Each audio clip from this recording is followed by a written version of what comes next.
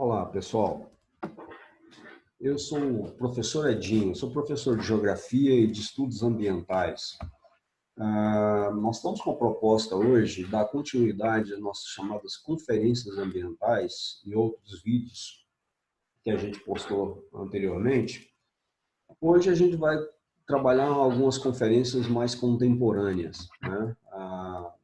Nós trabalhamos anteriormente, só para vocês terem noção, né? Nós trabalhamos anteriormente o Protocolo de Kyoto, tá? E agora a gente vai estar trabalhando com vocês a conferência COP21 em Paris, tá? Que tem alguns aspectos bastante peculiar, bastante interessante, né? E muito polêmico também. Acho que aqui a gente tem um divisor de água, como é que o mundo está caminhando para o século XXI, no enfrentamento ou não, né, dos fenômenos, dos problemas ambientais. Isso ficou muito claro, né, na COP21, o posicionamento, e não só o posicionamento, a postura de alguns governos, ela ficou muito bem transparente, digamos assim, do que eles querem e do que eles enxergam em relação ao aquecimento global e também em relação a essa confraternização mundial global para o enfrentamento. Tá? Então, a gente vai pontuar algumas coisas aqui, só para vocês terem noção, né, do que foi essa conferência. Primeiro, para quem assistiu o vídeo anterior, sabe que o protocolo de Kyoto, que a gente foi uma discussão muito polêmica, né? E o protocolo de Kyoto, ele praticamente foi um fracasso exatamente por conta da não adesão dos Estados Unidos a esse protocolo. Naquela época, repito, os Estados Unidos era o país que mais contribuía com a emissão de gás carbônico do mundo, né, o país que mais poluiu do mundo, com aproximadamente 36% das emissões mundiais. Hoje não mais, né? Hoje a gente sabe que esse quadro mudou. O país que mais polui no mundo hoje é a China, tá? A China, por mais que ela tenha um certo esforço, mas ela é muito dependente de uma matriz barata e altamente poluente, que é a matriz do carvão. Tá? Então, é uma questão, quase que uma guerra, né, entre os Estados Unidos e China com relação a essa questão do aquecimento global. Tá? Primeira coisa, primeiro objetivo, né, dessa conferência, dessa COP21, a Conferência das Partes, em Paris, foi costurar, né, criar um outro modelo que substituísse o protocolo de Kyoto. Como eu falei para vocês anteriormente, o protocolo de Kyoto foi um fracasso, então havia necessidade de mais comprometimento, né, de mais propostas, de mais engajamento. E aí, então, vem praticamente essa discussão muito forte para propor essa substituição do protocolo de Kyoto. Tá? Qual era a proposta até então? No limite, a gente deveria chegar pelo menos a 1,5% a 2% de diminuição de CO2. Né? Não só o CO2, lembrando que não é só o CO2 que é o responsável pelo aquecimento global. A gente está falando também do metano, né? que é, em termos de proporcionalidade, ele é até mais agressivo, muito mais agressivo, 26% mais do que o CO2, que contribui muito mais para o aquecimento global. Tá? Foi criado aí a ideia também de um fundo, né, um fundo internacional de 400 bilhões para países subdesenvolvidos, chamados hotspots, como o Brasil, por exemplo. Tá? Não adianta ficar cobrando de países subdesenvolvidos, sendo que se não contribuir, porque se o fator econômico, né, o fator social não acompanhar essa questão da preservação, e isso, obviamente, a gente já viu em outras conferências, em outras propostas anteriores, então isso não iria fluir posteriormente. Tá? Então, há uma proposta de um fundo internacional, de 400 bilhões para desenvolvimento de pesquisas, de ações para poder mitigar ou diminuir essa emissão de CO2. Tá? O Brasil teve um compromisso muito ambicioso naquela época. Né? O Brasil, é importante que a gente entenda, vamos voltar aqui no quadro, só para a gente entender. Tá? compromisso de 1,5% a 2% de redução de CO2 e metano, né?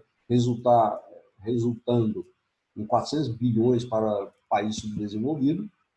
O Brasil, veja bem, o contexto político do Brasil estava muito complicado naquela época e a presidente Dilma, ela se comprometeu com uma coisa que eu acho difícil de se realizar, que é a redução de 42% do desmatamento na Mata Amazônica, no país em geral, a Mata Amazônica com maior ênfase, né? Então a gente sabia que a gente não estava dando conta nem de controlar o desmatamento, cada dia a dia mais a Amazônia ela tem sido engolida pelo interesse de vários interesses, de madeireiro, de agronegócio, de disputa de terra, e esses 42% talvez seja mais uma questão de desespero, né, político, trazer uma imagem mais positiva para o país, coisa que era quase que inexequível, tá, do ponto de vista de prática, de realização. Tá?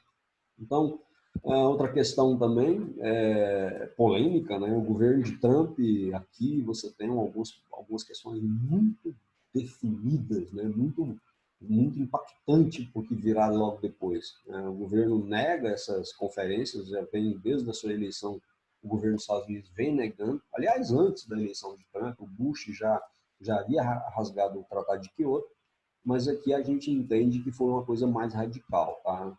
Qual que é, então, a postura do senhor Donald Trump, presidente dos Estados Unidos, em relação a essa conferência de Paris, tá? Primeira coisa, retirar os Estados Unidos da COP21, tá? A participação zero, contribuição zero, não ter mais contribuição científica, praticamente os Estados Unidos retira toda a sua participação. Corte de verbas para o Fundo de Combate ao Efeito Estufa. Então, são bilhões e bilhões que os Estados Unidos retira, até porque, como eu havia colocado para vocês, os Estados Unidos, o governo, é bom frisar isso, uma pequena parte da comunidade científica norte-americana não acredita no aquecimento global, né? Então esse corte ele veio casar muito com a proposta do governo, tá? E não da comunidade científica mundial e até mesmo norte-americana. A maioria dos norte-americanos, a comunidade científica não compactua com essa ideia. Mas mesmo assim, né, quem tem o poder de retirar ou colocar dinheiro na verdade, o governo. Então, houve esse corte, né, de verbas para o Fundo de Combate ao Efeito Estufa, de pesquisa. Isso é um impacto muito grande, né, porque eu estou falando de bilhões. A retomada, não só isso, não só retira, o governo norte-americano não só retira o dinheiro ao combate ao efeito estufa, por não acreditar nele, mas ele também tem uma retomada do uso de matrizes bastante poluidora, né? E retoma aquilo que Barack Obama praticamente tinha tentado substituir, que é a produção de energia do carvão e do petróleo, tá? Então, essa conferência praticamente é um grande fiasco do ponto de vista da solidariedade entre países para o enfrentamento do aquecimento global, de novo, né, por conta do mercado norte-americano, né, da postura norte-americana. Mais adiante, nós tivemos aí, bem próximo com a outra, a COP25 em Madrid, né? Ela foi, na verdade, impossibilitada de se realizar, né? O Brasil recusou, aí você já tem o atual governo, né? Bolsonaro, ele se recusou que esse acordo acontecesse no Brasil, tá? E aí seria, então, no Chile. O Chile teve uma grande convulsão social, grandes manifestações dentro, então essa instabilidade política ela acabou impedindo de ser realizado no Chile e acabou ocorrendo então na Espanha. Tá? Qual é o objetivo da COP25 de Madrid? Objetivo, criar acordos internacionais de combate à crise do clima. Então é um momento aí que, já veja bem que eu estou falando aí, que é uma forma de você se virar, porque o grande ator, tanto do ponto de vista de poluição como do ponto de vista financeiro, ele já havia se retirado aqui na COP21, que é os Estados Unidos. Então, O objetivo é criar acordos internacionais pautado ali muito mais nos países da Europa, como, por exemplo, a Alemanha, a França, são os principais coadjuvantes, são os principais atores, né, desse processo. O Brasil adota uma postura bastante polêmica, né? Acho que bem diferente do que o Brasil vinha adotando anteriormente, de conciliação, de adesão a movimentos, de aceitação à ciência. O governo brasileiro ele adota uma postura bastante diferente dessa postura agora na COP25. Primeiro, você tem uma divisão muito forte ali entre governo e sociedade civil brasileira organizada. Quase sempre, nas outras conferências, a sociedade civil, como, por exemplo, a, a comunidade indígena, os pequenos produtores, seringueiros, os povos da selva, né, os calungas, esse povo sempre teve uma participação bastante peculiar e dessa vez não. Né? O governo praticamente impossibilitou a participação dessa sociedade civil dentro da COP25. O que é interessante é que essa COP aconteceu, essa presença do Brasil no evento ganhou visibilidade exatamente por essa rejeição. A ação de ativistas, cientistas, ambientalistas, né, até alguns parlamentares que representavam essa sociedade, ela foi, como se diz, fechada a porta para eles, né? Mas mesmo assim eles criaram ali pavilhões, né, dentro dos pavilhões das conferências.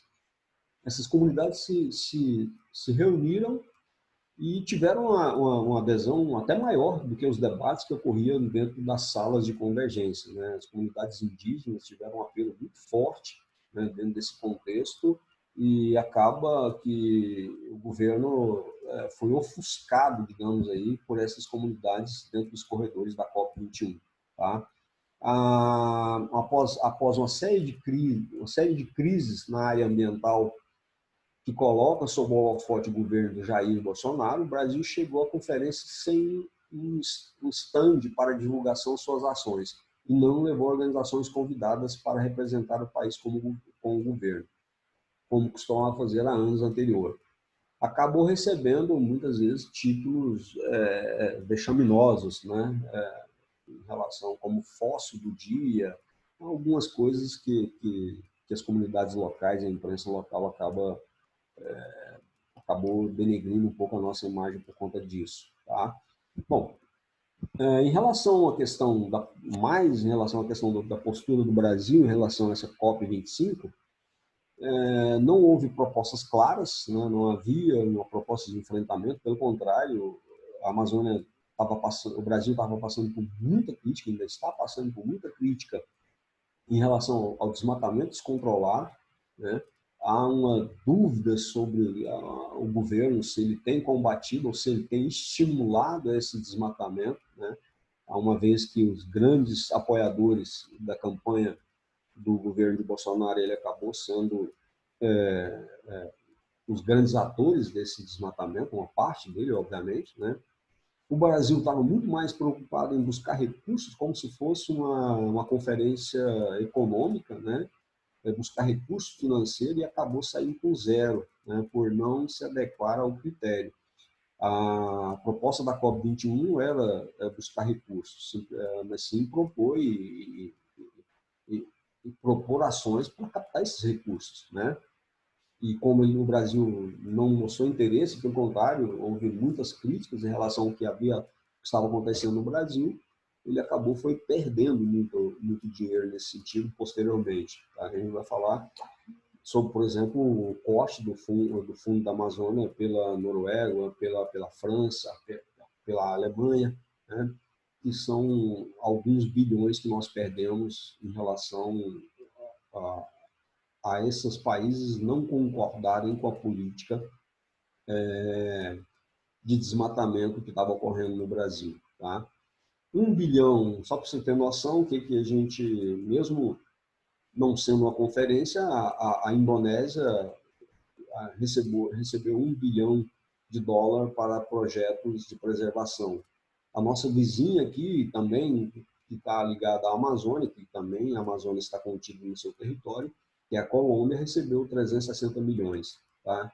E o Brasil não só ele sai ofuscado ou até mesmo denegrido dessa COP, como posteriormente a gente vê um grande avanço, né, dos países que começam a retirar dinheiro da preservação do Fundo da Amazônia por conta de uma série de coisas que ocorreu, né, como, por exemplo, a negação do desmatamento, coisa que a NASA, o INPE, já tinham constatado através de satélite, a demissão de alguns líderes, alguns representantes, né, dentro do IBAMA. Então, tudo isso tem colocado o Brasil numa situação bastante criticada, né, do ponto de vista ambiental dentro dessas conferências, tá bom?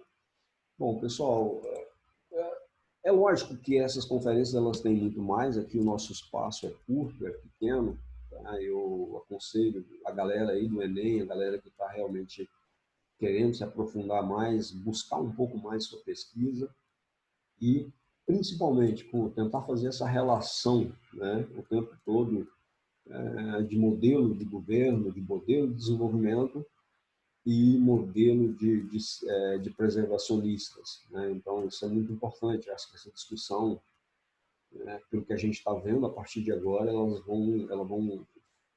vir com ênfase, vão vir com muito mais força, cada um representando, obviamente, os seus interesses. Tá?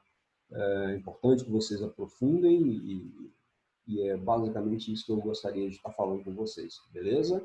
Um abraço a todos e não esqueçam, não percam o foco e continuem estudando. Independente de pandemia, independente de lugar, das nossas limitações, nunca pare de estudar. Tá? Isso é muito importante, isso vai servir como arma para vocês posteriormente.